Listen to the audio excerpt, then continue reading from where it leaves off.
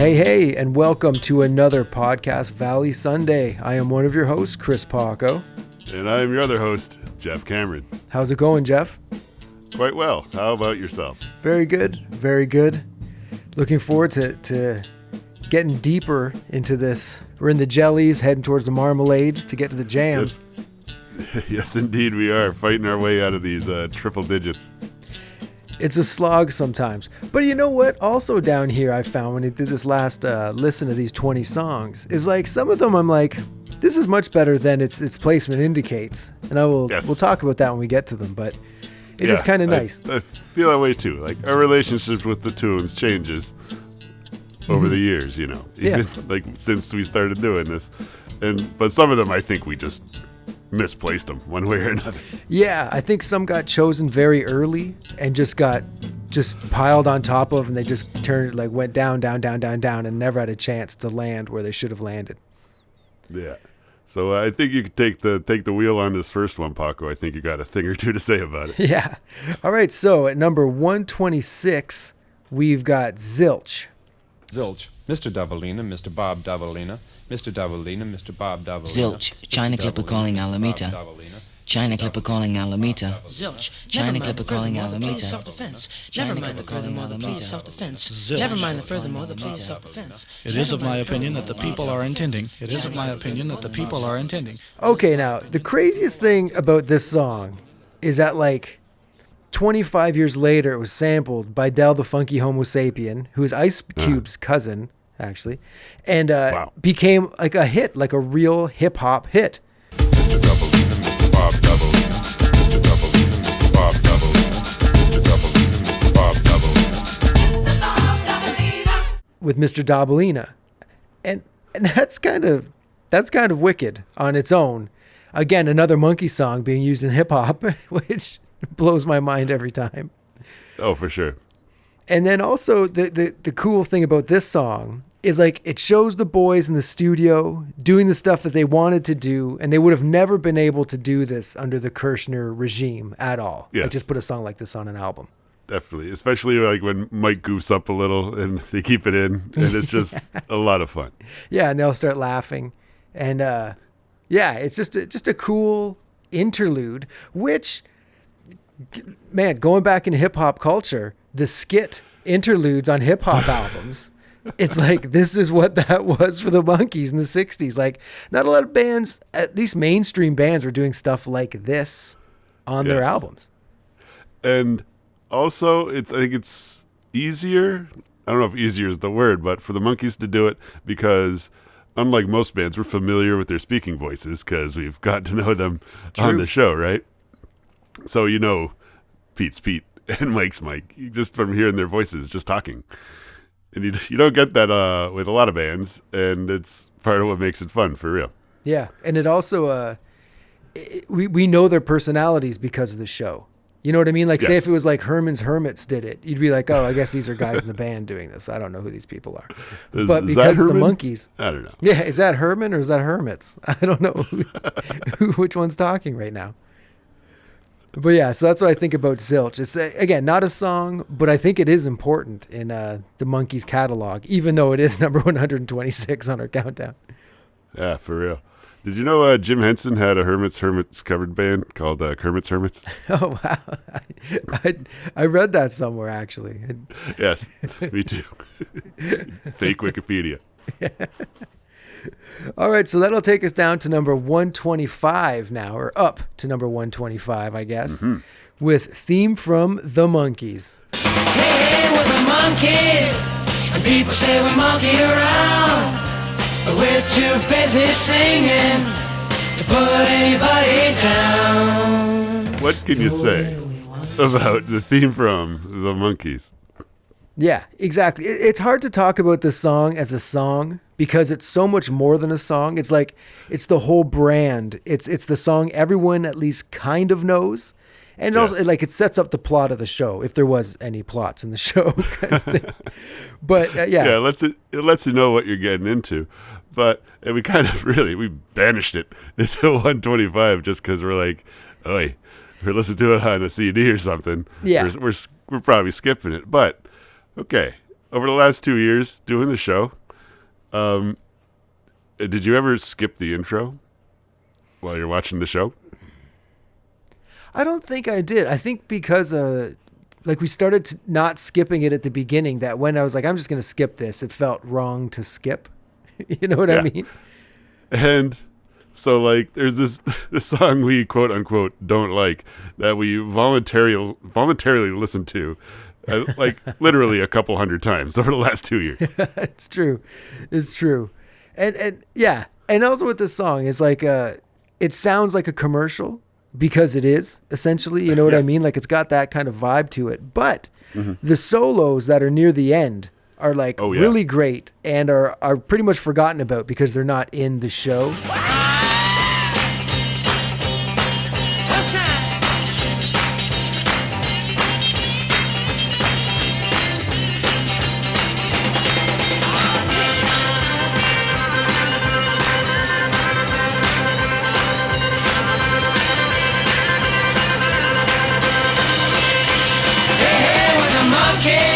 If you're a Monkees fan, the song comes on, it's probably very rare. Like, I'm going to listen to this whole song right now. Just because it's just one of those songs like, oh my goodness, I've heard this song 20 zillion times. But I would say to people who are like, yeah, no, that song, who are listening right now, like, yeah, man, like put it on, listen to it all the way through if you haven't in a while, because the ending is really great.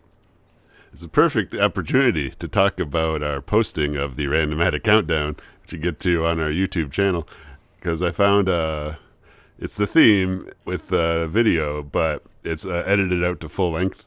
So it's got those fuzzbox solos in it with some other footage from the show, which is it's pretty cool. Yeah, it is. It's pretty neat. It's a really great. We've talked about it before, but yeah, you found really cool videos if there was a video for the song, or a cool alternate take or something. So yeah, check it out on YouTube, Podcast Valley Sunday in the playlist, and you can keep up with it. As we talk about it, you can listen to the song as we give you the clip. You push pause, listen to the entire song, then come back and hear us talk about it. You'll have a better relationship with it. Amazing. You might remember we pulled this back on episode 16, right after we had honorarily slipped in I'm a Believer. And we were joking as we were reaching for the hat, like, I guess it'll have to be kind of a lesser known tune. And it was this one. So the only possible Monkees song that's probably more well known than I'm a Believer. Yeah, exactly. So it takes us up to number 124, When Love Comes Knocking, parentheses, at your door, parentheses. That almost rhymed. Almost. I hear they tried to do that in the studio, but it didn't work out. When love comes knocking at your door, just open up and let it in. It's a very Davey bravado song. Not like bravado like he's being like the man. It just has that, maybe vibrato is what I'm looking for his voice. It's kind of plunky, right, during the verse, but it's catchy enough. But it doesn't really stand out until you get to the outro, which I really like, when Davey holds on the at your door, at your door. That's what I think is the best part of the whole song, the very end. Yeah, there it is. And it's cool. I like about halfway through it kicks in with the two Davies layered up on each other. Yeah. Which is a dream come true for Davey, let me tell you. I mean, audio-wise, there's the main melody and then a different melody on top. It's pretty neat. I know when love comes knocking at your door that you're afraid of loving me. Just open up and let it in. If you don't find it and you see it's gonna be. Yeah, so I think that kind of eased it up out of the where most of Davey's other songs are. Yeah, true. But really, yeah, there's not a whole lot to be said about it. You know, I find there's a couple songs that are like that. So without further ado, we'll go up to number 123 here. You're So Good to Me. You're so good to me. I'm hooked on the things you do. You're so good to me. Tell me, what can I do for you? This song, it opens with Davey and a guitar. And it's just like, okay. But then it gets kind of funky in the verse. Can I take you for a walk, little mama?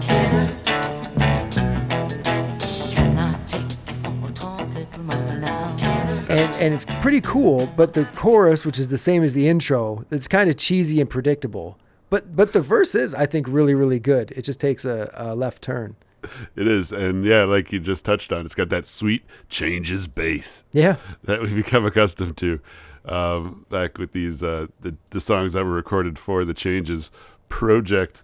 And this is a Jeff Barry song, so it was going to be on the album, whether it was a Monkees album or an Andy Kim album. I think this is one of the songs that someone was going to sing, and it ended up being Sir David Jones. Mm-hmm. Yeah. And again, it's okay. I find a lot of songs back here in the countdown, the thing that really gets them is they're kind of uneven. Like it sounds like the verse sounds like one song, the chorus sounds like another song, and they just kind of get put together. And I find this is one of those songs. There's a couple coming up here that is like that. Indeed. And that is, like I said, a Jeff Barry tune. The previous tune, When Love Comes Knocking at Your Door, was a Neil Sedaka song. And the theme from the Monkees was a Boyce and Hart jam. Yes. Forgot to mention who wrote what. But that brings you back up to speed as we're talking about You're So Good to Me here at number 123 here on the Randomatic Countdown at Podcast Valley Sunday. Okay, so moving on up to number 122, Dying of a Broken Heart. Mm-hmm.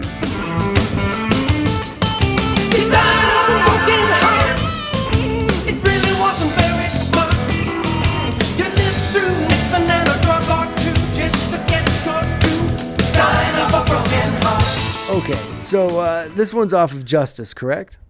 That is absolutely right, Pac. Yeah. And it opens up with like a drum and bass groove, which is kind of cool. And the music throughout is actually pretty good. And it's essentially the song's about a guy who's lived through the 60s and Nixon and drugs and everything, but now he's dying of a broken heart. Like that's what's taking him out, essentially. Of all things. Yeah, of all things. And it's like Mickey sings it well. It's like kind of like a swanky, smooth shuffle to it. And and the guys are definitely jamming. Like it's the four of them playing music together, and that alone is kind of neat. And they're just kind of jamming out a little story song. Yeah, like a doctor, give me the news type of situation. And it's also got a really cool guitar solo. Yes. Yeah, so this is another song I feel it's a placement on the countdown. It doesn't indicate how good of a song it actually is. Yeah, it is kind of like one of the stronger Justice tunes, perhaps, which is darning it with some pretty faint praise. Yeah. But what can you do? Yeah, exactly. But it's Justice. The thing that's really cool about Justice is the four of them, and that's goes a long way, even though the album is no good times. You know what I mean? No, yeah, not quite. It's some good times. But it's not good times. Exactly. It's pretty good times. All right, so number 121, we've got Gotta Give It Time. Baby, just stop your shuffling, baby.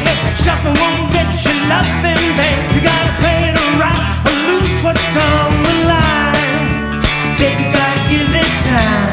Give it time now, baby. Gotta Speaking of good times. Yeah, and this song, man, It's got that vibe of a rock song you've heard a million times. You know what I mean? Like when somebody uses like the blues shuffle guitar lick, it's like, okay, yeah, no, I know this one. And that's what it makes me want to do the Frug or something like that. It's got that popping drum. It's like it was recorded. Some of these tracks were recorded back in the 60s. Yeah. You can sort of tell. Exactly. And it makes it sort of easy to picture the guys maybe in the suits playing this song on the show maybe. And I don't know. I just like this tune. Yeah, and I think that's why it feels like a song that's been around forever, because it is a song that's, it was written in the time when that wasn't such a trope kind of song. But now it's like, oh, frig. Yeah, okay, I know this kind of song. And of course, the star of the show in the tune is Mickey's orgasmic gasping. Yeah, always.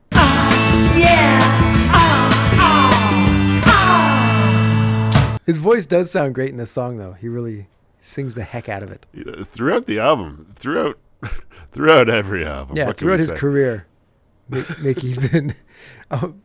Man, I wonder if you have like a bummer Mickey show. You see him, his voice isn't quite there. If that's ever even happened, it's like I don't know. I don't think so. I'm not sure it's possible. I don't think it is either. All right. So these two kind of go well hand in hand. Number 120, Whatever's Right. Whatever's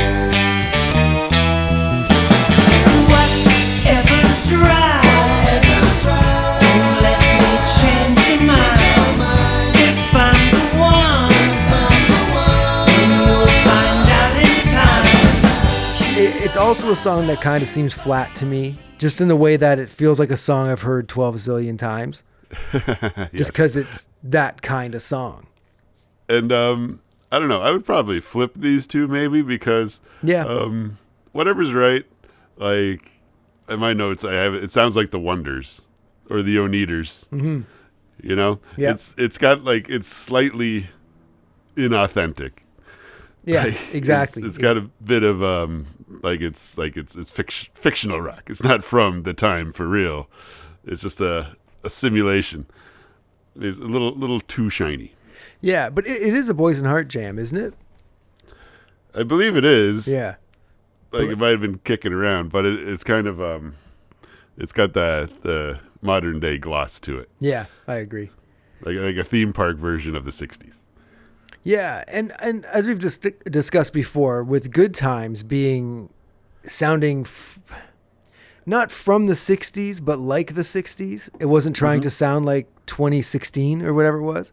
Right. That's what makes that record work. Whereas like Super Shiny Monkeys just doesn't work. It's just not what you're looking for. You know what I mean? Yeah.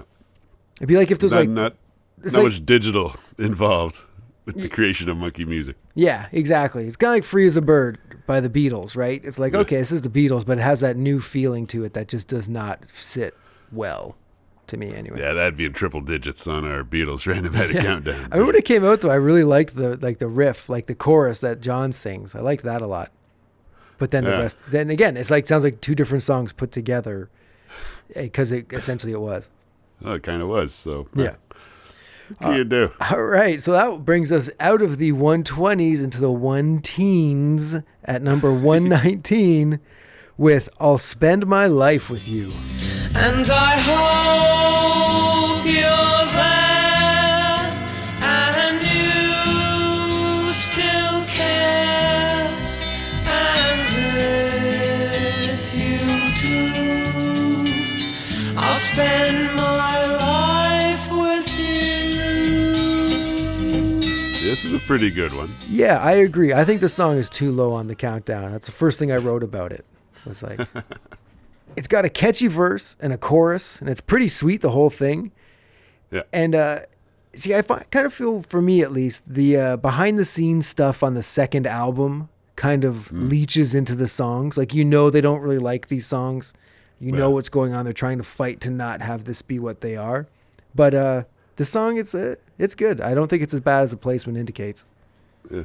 But that said about the behind-the-scenes, this is one of the songs they brought to headquarters and like learn to play themselves. Like there's that version where they're in the studio like with the session musicians for like the More of the Monkeys sessions. I think it showed up on a Missing Links, but they actually play it themselves with the slide guitar and everything on headquarters. So like it must have some sort of fondness for this tune. Yeah. And the way the chorus kind of builds and the melody goes up, it's just it's a nice tune, kind of a Davy style tune sung by Mickey. Yeah, exactly. And must have been pulled early and just got shuffled to the back quickly because I don't think it deserves to be down in the 119. It's kind of funny how we're arguing with our own list. Way to go, jerks. But let's zoom on into number 118. This Just Doesn't Seem to Be My Day.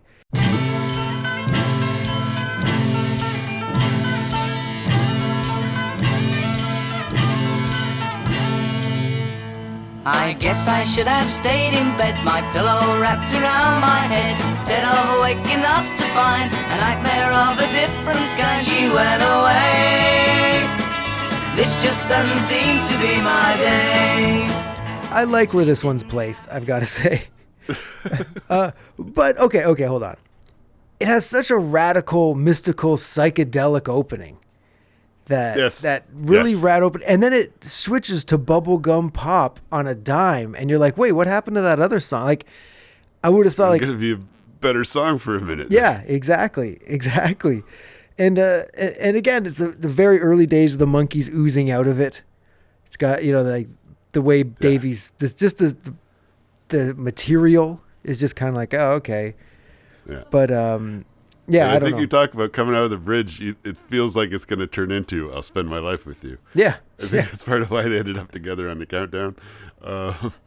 Yeah. I think you did some DJ work and mixed the two together back when we pulled this one back on episode 31. It has that big dreamy little part before the chorus, kind of, that almost turns into "I'll spend my life with you." It's like it's leading into it, and then it goes into this other thing. Oh my, am I with you too? I'll spend my life with you. Do you recall that? I do remember that. And the opening, the verse, and the chorus sound like three different songs in this song. It's such a weird tune. And you could fill a CD with tunes where there's the intro and you're getting pretty stoked, but then just the bottom falls out. Like another example, like remember Bluebird by Buffalo Springfield? Yeah, it's got that rocking, like a killer guitar intro, and then it just kind of drops and gets kind of poppy and folky. Like,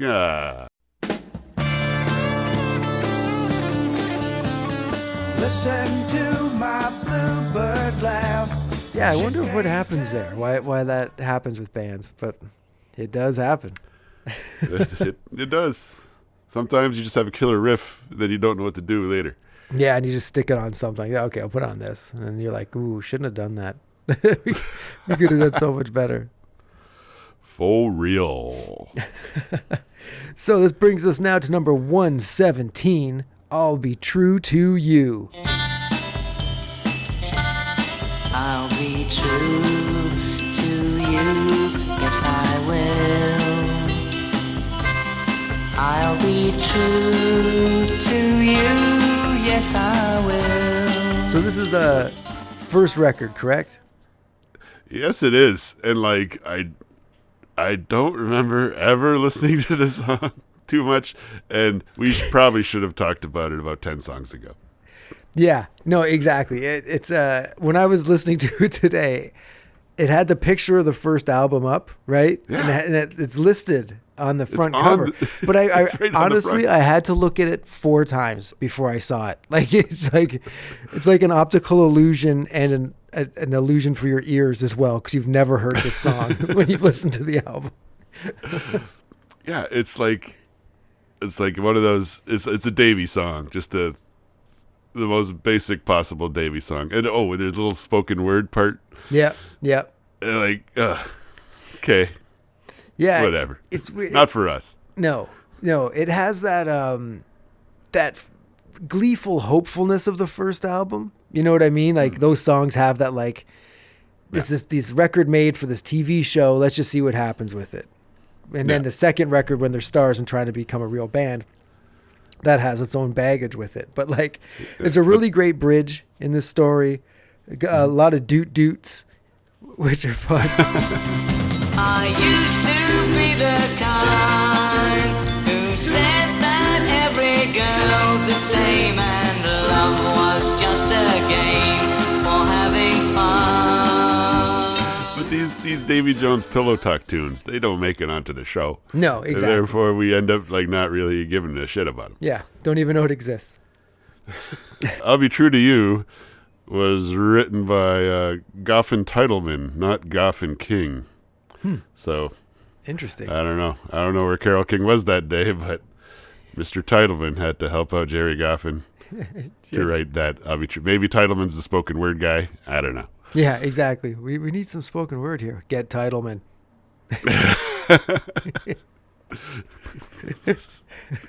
Oddly enough, he didn't come up with the title. No, exactly. Anyway, that's all be true to you at number 117. So we'll forget about that one now for the rest of our lives.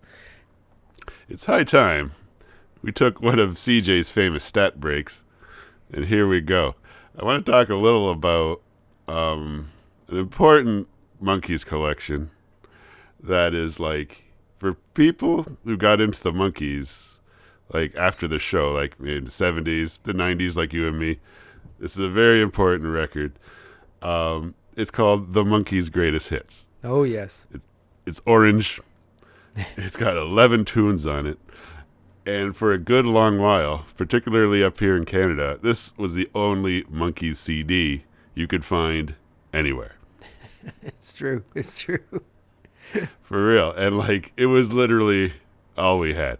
And it's got that orange cover, weird the pose of the guys. They're not in like the suits, but they're like just chilling around. Mike looks miserable. Yeah, he looks so miserable. And I think on the back there's a picture of them in the furry vests. Yeah. Like yeah. there's a picture of them in that outfit, like from the pilot. Like this came out in the 70s, but they did not have any like updated pictures of the Monkees to use for this thing. They're like, just put it out. Yeah. But so I ran the numbers on this. I took the 11 tunes and where we placed them in our countdown, and did like I did with the other albums. Got an average score. Now, Paco, I'm going to ask you how you think this record did, but keep in mind it has one song from Headquarters, one song from Pisces, Aquarius, Capricorn, and Jones, and 0.0 songs from the Head soundtrack. It's a very early Monkees loaded album because it's a greatest hits, not a best of. Right. That is a valid point. And I always say the best of albums are so much better than the greatest hits albums of any artist. Because, the best songs aren't the hits. True. But this has the theme from the Monkees on it. Man, I could probably give you the order of this thing. I listened to it while going to sleep every night for like 2 years or something like that. Actually, bet, son. Let's hear it. The track listing for the Monkees' Greatest Hits by Chris the Kid Paco by memory. Here we go. Okay, I'm going to get it wrong on the third one. Once I said that, I was like, you know what? I don't know this. Okay. It'd be the theme from the Monkees, Last Train to Clarksville. Yes. Yeah. Is it She next? Correct. Okay. It's a Davy song. I say, is it Daydream Believer? Correct. Okay. Daydream Believer. And I'm a Believer? No, okay. I know it ends with Shades of Grey. And I know Steppin' Stone's near the end as well. Up next after Daydream Believer is Mike's Only Appearance. Oh, really? Is it Sweet Young Thing? No, it's Listen to the Band. Listen to the Band, of course. It goes She, Daydream Believer. Yeah. Listen to the Band. And a little bit me, a little bit you. Oh, yes. I forgot about that song. Yeah. And then it gets into I'm a Believer, I Want to Be Free, Pleasant Valley Sunday, Steppin' Stone, and Shades of Grey. Yeah. So are we fond of this record, do you think, Paco? I'd probably say no. I'd say it's probably a lot of low. I think Steppin' Stone might be the highest one. Maybe not. No. There's Pleasant Valley Sunday. We like a few of these tunes, and it pulls it way Listen to up. the Band. Listen to the Band would be the highest one, correct? Actually, we got Pleasant Valley Sunday. Yeah. But the average score of the songs on the Monkees' Greatest Hits is 49.00. Like an even 49. Wow. Which, by the numbers, makes it our second favorite Monkees album. Huh. That's interesting. How about that? I wouldn't have thought so. I wouldn't have thought so either, even though it's kind of ankled by having a theme on it. Yeah. Which is the only triple-digit thing on here. Oh. The rest are pretty mid-pack. Nice. So, and obviously, these are important songs, and they've rubbed off on us. Yeah. And we do kind of like some of these tunes. And I can't wait to talk about them later on here on the Randomatic Countdown. I know. I can't wait to see the first song. I'm excited to talk about when it comes up. I think it's still going to be a couple weeks, but it's coming. You mean it's not our next song at number 116? Unfortunately not. At number 116, Do You Feel It Too? And Paco does not. I do not feel it too. Oh baby, life is like a cartoon movie. Being with you makes it groovy. Everything you do is new to me. And do you feel it too? Do you find an added joy in every little thing you do? It's like, okay, this one and the next song are kind of similar in that they have the same things but opposite of each other. Like this is like a Davy song that doesn't sound like a Monkey song, like in a bad way. Like it just sounds like a cast off song. You know, it really sounds like they're trying to write a Nez song after Nez has left the band, and they're still trying to keep that countrified rock vibe in the Monkees. That little niche of the fandom. Yeah. It's like it feels like a rambling part in a movie. Like I could see Kermit and Fozzie singing this in the Muppet movie when they're driving. I could see, if it was in there, I'd be like, this is a good song. Awesome. But it's not. I don't really enjoy it for what it is. So yeah, we could have probably talked about this a dozen songs ago too. Yeah, exactly. But what can you do? So it goes here at the Randomatic Countdown. Yeah. What do you feel about it? I also do not feel it too. It is what it is. It's another Barry Kim number, and just a little pop trifle. Yeah. That just like most of what Changes was, just a collection of songs. Exactly. There you go. Yeah. Not an album. It's a collection of songs, and that's kind of all I've got to really say about it, to be honest. For real. But next song is one that sort of won us over a little bit. Definitely. When we dug it up. Yeah, number 115, the French song.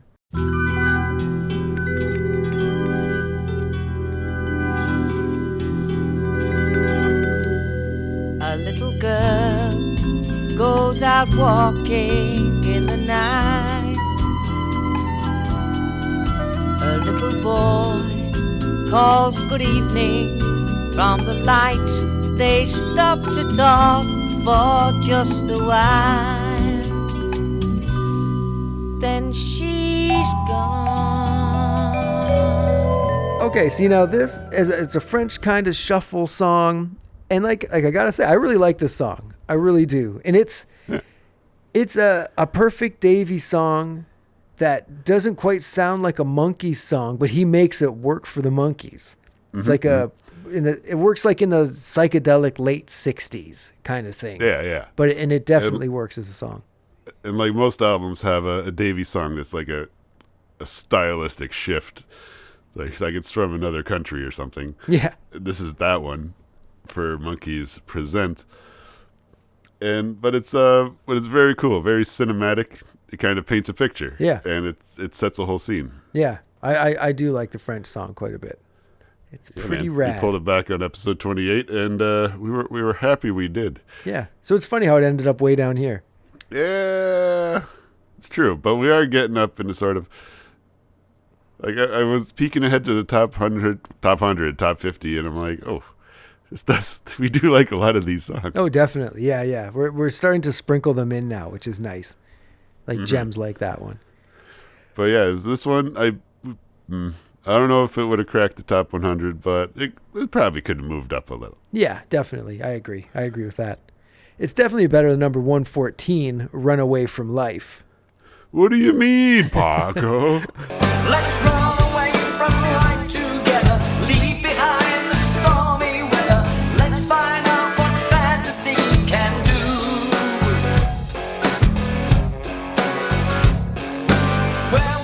Well, now to go back to our playlist and the video you found for this, it opens up with Davey saying that the Monkees are like the mafia. Once you're in, you're in.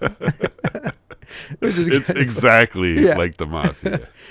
It's like a video from 96 that mixes footage from 96 with old footage from the show and the movies.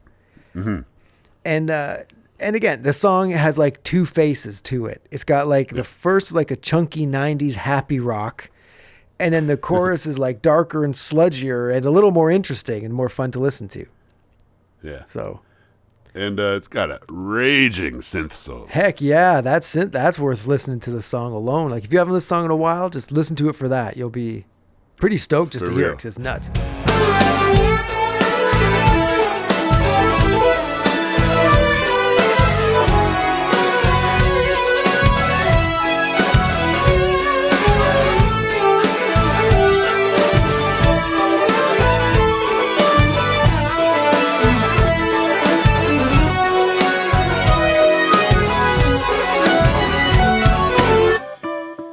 And Davey sings it, but I think Peter wrote it. Okay. Pretty sure that's how that worked. It does that kind of have that off kilter Peterness to it. It does. Yeah, and it's also like the video, most of the video is filmed in a tiny alley. It looks like a hallway made of concrete. For real. It's the tiniest little space in the world. Like they snuck into someone else's video shoot and just sort of grabbed a camera and a couple of lights and just kind of just trying to cram in their video. Yeah, Just behind the scenes of another video. Yeah, it's pretty funny actually. And in it, Mike looks like everyone's friend's uncle that's in a band. He just has that look to him, like, yep, that's my uncle. He's in a band. He plays down at the Casa del Toro on Tuesday nights. Yeah, he sure does. For real. All right, so number 113, Since You Went Away. Got the plans have grown, the dog came home, the bills are all getting paid. Things are much better since you went away. And I've changed my looks. Poo it in the house, folks. Yeah, man, it's got some very swanky guitars in the verses. Mm-hmm. But it's a classic, funny Peter song about being happy that a woman left him. Essentially, all the good things that have happened since you went away. So It's almost like a Weird Al song, it is, yeah. like a Weird Al original. And Levine, the guy who wrote it, he also wrote the Kit Kat jingle. Oh, really? Ooh, I hope Yeah. he gets a piece of that every time it plays. One of 4 pieces he got. Yeah, exactly. So this song, like Peter sounds really good. The bridge is pretty cool. It's 80s. It's like on Poulet, but it's not super duper 80s like most of the stuff on Poulet is. And so it kind of stands out from a lot of those songs because of it. It's got a bit of a timelessness to it. Yeah. Compared to some of the other tracks. Yeah. It does kind of fall apart in the end when it double times. Yeah, the plans have gone and the dog came home and the bills are all getting paid. Things are much better since you went away. It like picks up the beat and it's just kind of like, okay, it's like, All right. we didn't need this right here. But again, I think this one could have been definitely above the song that comes before it here, or the next song, I'd say. Okay, so that brings us to number 112, Acapulco Sun. Acapulco sun, leaving work undone. Dream about the nighttime till she comes. Since You Went Away should definitely be above Acapulco Sun, I think, at the very least. And same with French Song, that's for sure. Yeah. Like, I don't remember super duper liking this song when we pulled it. I mean, it's kind of a fun kind of vacation vibes Mickey song from Changes. But, yeah, I don't know. It's not really my cup of tea, shall we Yeah, say. it's the classic Monkees identity crisis song. Like, I don't know what kind of music this is, but it's like forgettable and regrettable. Like, I'm not into it. I've never heard you more grumpy. I don't know what kind of music this is. Yeah, exactly.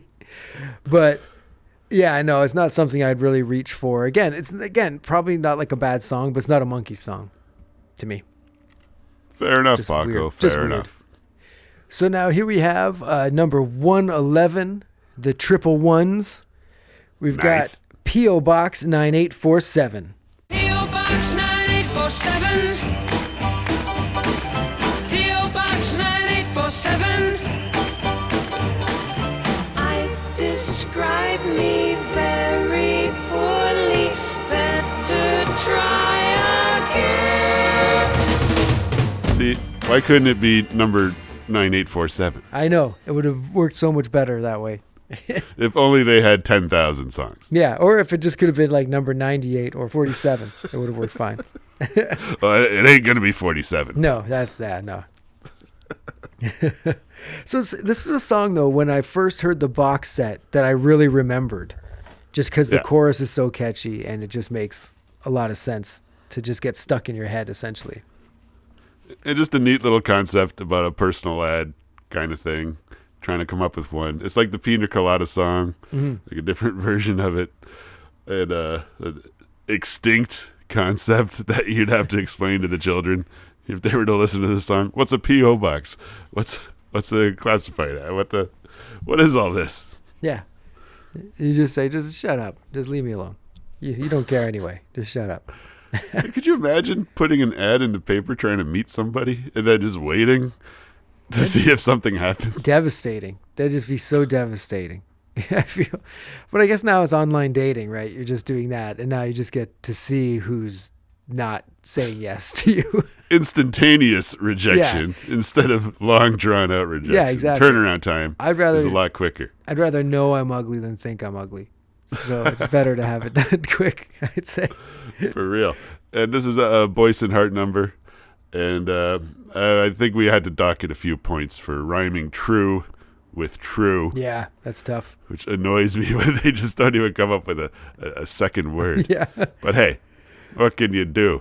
The alternate version of this song, though, is pretty trippy and a lot more fun to listen to, and has a much more of like a band vibe than the Birds, the Bees, and the Monkeys version, I'd say. Yeah, it doesn't have like sort of like a little theremin kind of high pitched sound in it. Yeah, it's really neat.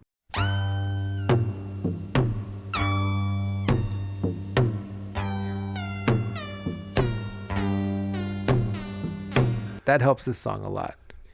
It does, but it's still kind of a unique.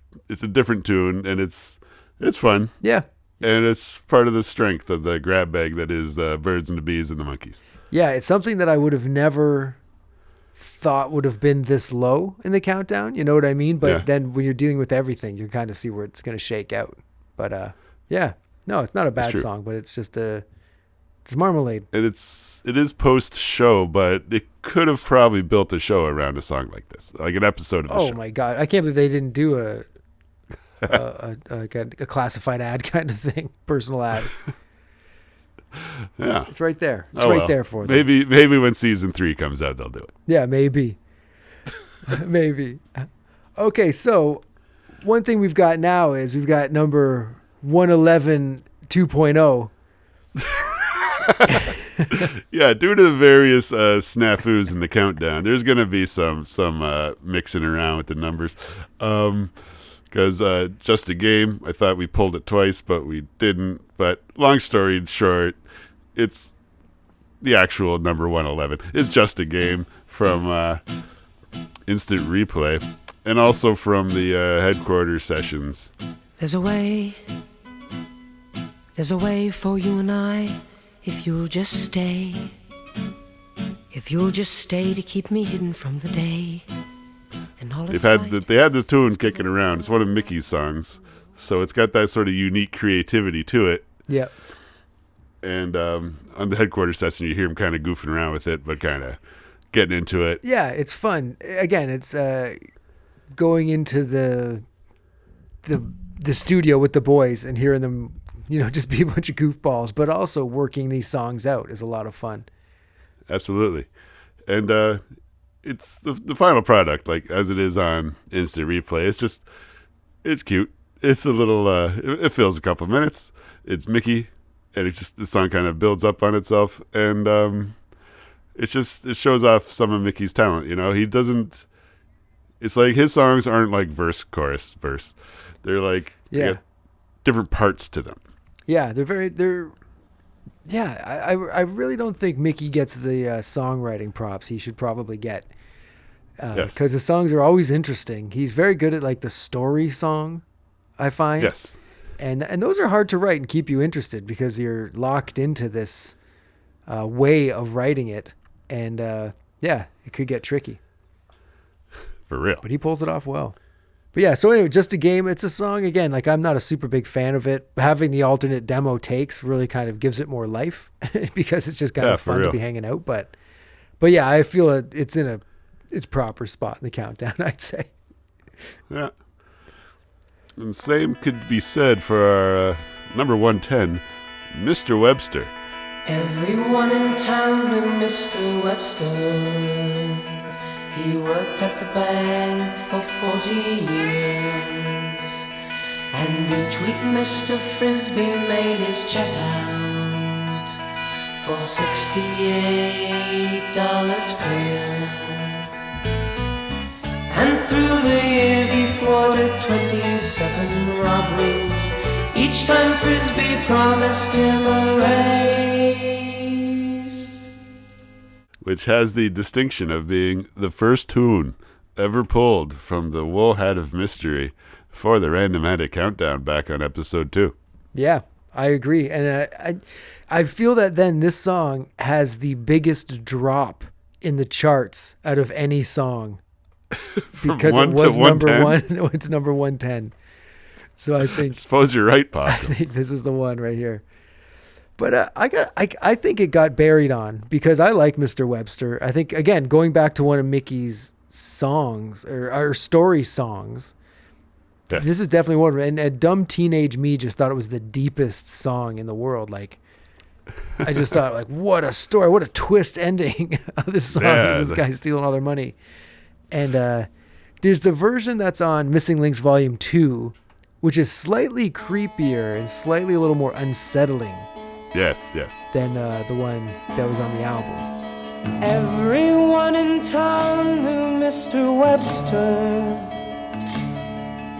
He worked at the bank for 40 years. If you can hunt that one down, that's the one that's on our playlist on YouTube. So check it out. It's definitely, that was the first time I heard it, was on Missing Links Volume 2. Yeah, we didn't have Headquarters itself quite yet. No. I don't think. The one's more the band playing it, and this one's the Missing Links one's got more of a left bank kind of a ominous vibe to it. Definitely. Yeah, it's something else. I like Mr. It's Webster. a Boyce and Hart number sung by Mickey Dolenz. Yeah, and I think it should be higher up on the countdown for sure. It probably should be higher than her number 109 song, You and I. Not the good one. Yeah. But the one from Justice, and also Dolenz Jones, Boyce and Hart. It was you and I. You and I.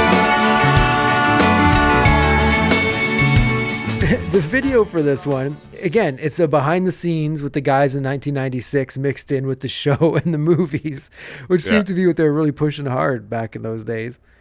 I think they shot a weird little video for almost all of these songs. Pretty much, like the 90s, they were just pumping out videos just for everything. But this one has a very, like, camcorder vibe with it, like the quality, picture quality of it, which is weird. Well, maybe that might have been just the only surviving taped off the TV version of it from the 90s. Who knows? Maybe. It has that look, though. Like, the source material was a camcorder.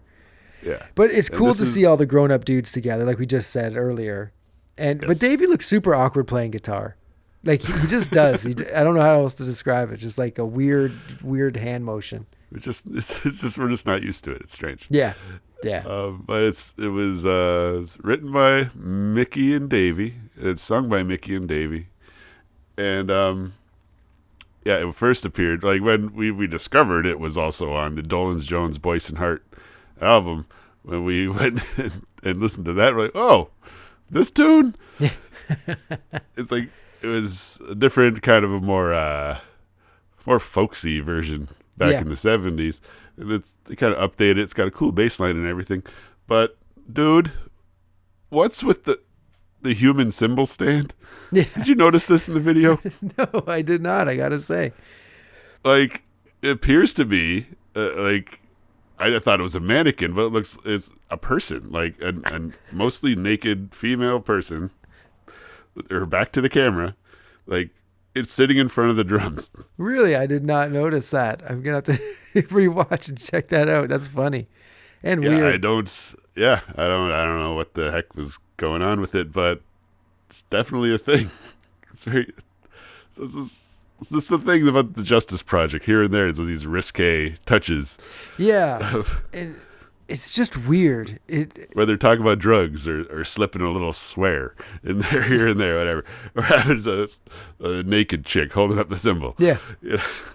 It's like, what's happening? Why is, whose idea was this? Davies. For real. I think it was Mickey's. Yeah, it could have been. But yeah, it's a very, like, the song itself doesn't really do much. It's just like, okay, it's a song or whatever. But the video makes it cooler. But I suppose the video is about, I think it's about Mickey and Davy just surviving and doing the thing together and like still there for each other after all these years, kind of things of ups and downs, but promises unbroken. We're still doing it together, Yeah, I think it's got that vibe. It had that vibe in the 70s. We're like, we're still doing it, man, after all these years. And that was like 10 years in. We've been doing it for 8 years. I can't believe it. And then it's 30 years later. Like, can't believe it. We're still doing it. But meanwhile, like, we just passed the anniversary of the final show. Yep. Yeah, just last week. Mike and Mickey. And that was exactly 55 years after the show premiered. Really? Yes. I did not realize that. Yeah. Like, it's 55 years. The whole monkey experience. Wow. Boom. Wow. Interesting. Crazy and sad. And it still continues because Mickey's obviously touring because yep. I don't know what else he would do. Exactly. Yeah. That's been his whole life, right? Like, he wouldn't even know what to do with himself, I bet, if you're like, nah, you're going to retire. He's like, okay, cool. And 2 days later, he's like, wait, what? No joke. Like, yeah, it must have been brutal staying at home during the pandemic there for him. Yeah. Yeah, it must have been tough. Set up his stuffed animals and put on a show. Okay, sure. So that brings us now to number 108 from the Christmas album, Mele Kalikimaka. Mele Kalikimaka is the thing to say on a bright Hawaiian Christmas day.